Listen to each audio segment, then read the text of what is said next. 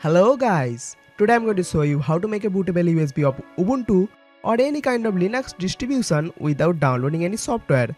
So plug in your USB and let's begin. First of all, you have to format your USB. This will erase any kind of data of your USB, so make a backup. You have to format your USB to FAT32. If you format it to NTFS, it will not work. So make sure you format your USB to FAT32.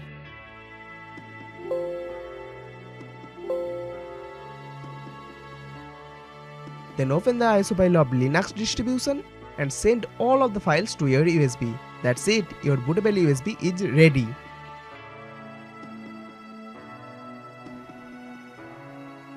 But if you are in Windows 7 or earlier, you have to open the ISO file with WinRAR.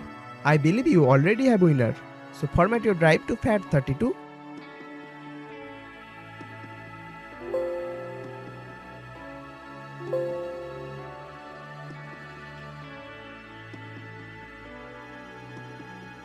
Then open the ISO with WinRAR and copy all of the files to your USB.